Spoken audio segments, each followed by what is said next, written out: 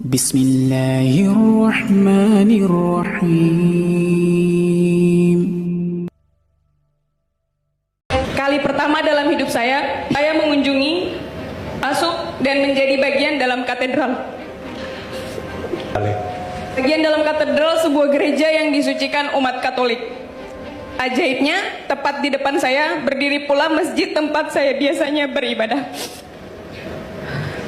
Ini merupakan simbol toleransi, di mana perbedaan seharusnya kita hadapi dan kita jembatani. Posso entrare, anche passare, come la moschea, come il culto, luogo di culto della mia religione. Questo è un simbolo della tolleranza. Bismillahirrahmanirrahim. Assalamualaikum warahmatullahi wabarakatuh. Alhamdulillahirabbil alamin wassalatu wassalamu ala asyrafil hamdil mursalin wa ala alihi wa sahbihi ajma'in. Saudaraku yang beriman kepada Allah Subhanahu wa taala, kembali lagi berjumpa dalam channel kita Orang Surau. Insyaallah pada kali ini video yang telah kita tampilkan di awal tadi itulah yang insyaallah akan menjadi pembahasan kita kali ini. Mungkin kita masih familiar dengan wajah ibu tersebut ya.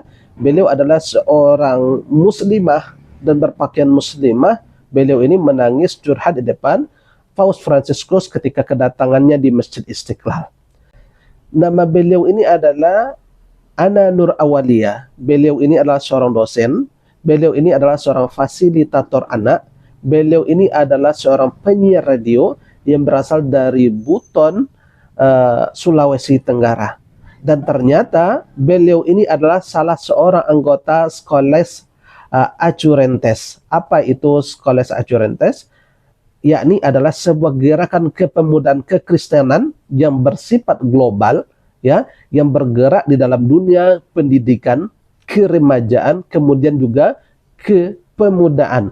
Yang mana hal ini, Scholes Acurantes ini didirikan oleh Paus Fransiskus di Argentina tahun 2013. Saudaraku yang beriman kepada Allah Subhanahu wa taala, sah-sah saja kita bergaul dengan siapapun, namun sebagai seorang muslim tentu kita diingatkan oleh Rasulullah SAW, silakan bergabung dengan apapun, tetapi dalam masalah akidah ini sudah jelas disampaikan oleh Rasulullah, harus jelas wala wal wara, ya, wala wal bara. Bagaimana kecintaan kita kepada kaum muslimin, kemudian juga kita harus berlepas diri dalam bentuk keibadatan kepada orang-orang yang bukan dari golongan kita, yakni bukan dari golongan Islam. Saudaraku yang beriman kepada Allah Subhanahu wa taala, di dalam prinsip kita umat Islam, toleransi itu sudah sangat jelas sekali ya, bahwa kita membiarkan saudara kita yang bukan Islam itu, membiarkan mereka dengan ibadah mereka, tidak ikut kita campuri, tidak perlu kita campuri urusan mereka ya, tidak perlu kita ganggu mereka. Ya, biarkan mereka beribadah sesuai dengan agamanya. Itulah toleransi yang seutuhnya. Lakum dinukum waliyadin. Ya, toleransi berbeda dengan kolaborasi.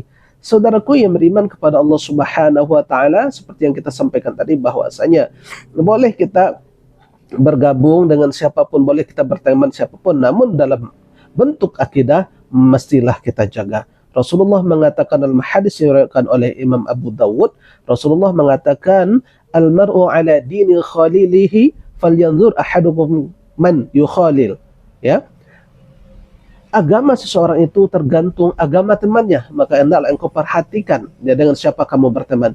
Karena teman ini akan sangat mempengaruhi agama seseorang, maka hendaklah kita memperhatikan teman kita. Ketika kita berteman dengan orang penjual minyak wangi, sedikit banyaknya kita akan kecipratan wanginya. Jika kita berteman dengan orang penjual tepung, sedikit banyaknya pun kita akan kenatan cipratan tepungnya. Saudaraku yang beriman kepada Allah Subhanahu wa taala, maka kita hendaklah perhatikan dengan siapapun kita berteman. Ya, bukankah Rasulullah dalam hadis lain mengatakan, anta man ahbabta, engkau itu dinilai dengan orang yang engkau cintai. Dengan siapa kamu berteman, maka itulah kita sebetulnya. Saya motonya, humanity is only one. Kemanusiaan itu hanya satu. Gak ada bedanya satu sama lain. Itu sesuai dengan prinsip kami dalam Islam. Walaqad karamna bani Adam. Allah memuliakan anak cucu Adam. Anak cucu Adam, apapun agamanya, etniknya, warga negaranya, jenis kelaminnya, we are the same. Kita sama semuanya. dan beliau pun mengutip sebuah ayat, yakni surah Al-Isra ayat 70, walaqad karramna bani Adam. Ya, padahal beliau ini tidak membaca kelanjutannya. Ya, penjelasannya sebetulnya ada di dalam kelanjutannya, walaqad karramna bani Adam wa hamalnahum fil barri wal bahri wa razaqnahum minat thayyibat.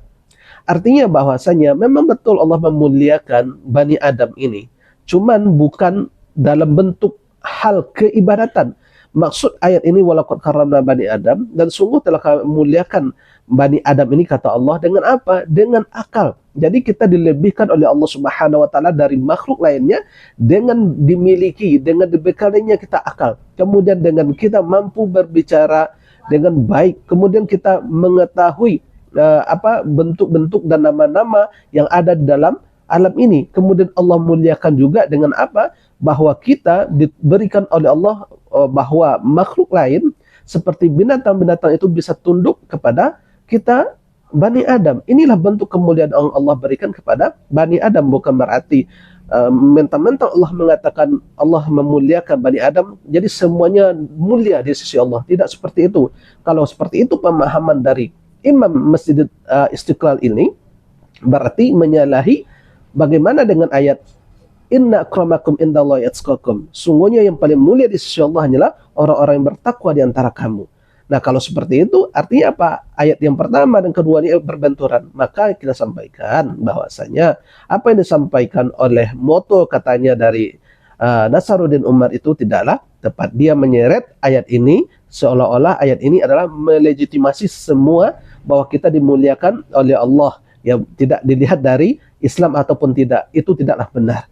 Maksud dimuliakan di sini adalah bahwa kita dibekali oleh Allah dengan akal. Itulah maksud dimuliakan, karena makhluk lain tidak diberi akal seperti kita manusia. Kemudian banyak video beredar, kemudian foto beredar bahwasanya Nasaruddin Umar ini mencium kepala Paus Fransiskus, dan kemudian pun Paus Fransiskus ini mencium tangan sang imam ini. Nah, bagaimana hukumnya hal yang semacam itu? Ya, kalau nanti kita yang menjawab, khawatir nanti kita diponis dengan Wahabi, atau mungkin pemahaman terlalu ekstrim, pemahamannya pemahaman garis keras. Nah, untuk hal ini kita insya Allah akan tampilkan jawaban dari Kiai Idrus Romli. Lalu ketika datang ke situ ada yang cium tangannya. Loh, kok terhormat sekali, mengagungkan orang di luar agama itu haram hukumnya. Bahkan satunya mencium keningnya. Saya dari tadi gak ada yang cium kepala saya. Mungkin khawatir saya belum mandi itu. Ini ikan paus dicium. Kalau mencium tangannya pengikut agama lain atau keningnya dengan keyakinan atau dengan harapan dapat barokah, malah kufur, murtad. Karena barokah selain dari pintu agamanya Rasulullah sudah ditutup. Rasulullah Nabi terakhir. Berkah ini melalui pintu Rasulullah atau orang-orang soleh atau ulama dari umatnya beliau. Kalau ulama tokoh dari luar agamanya tutup sudah, gak ada pintu barokah, pintu kualat itu. Barangkali inilah yang bisa kita tampilkan. Mudah-mudahan yang kita tampilkan ini bisa bermanfaat, dan ini adalah bagian dari reaksi yang kita mesti sampaikan.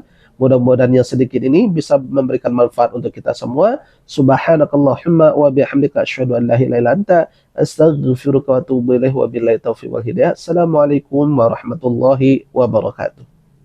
Alhamdulillahi rabbil alamin.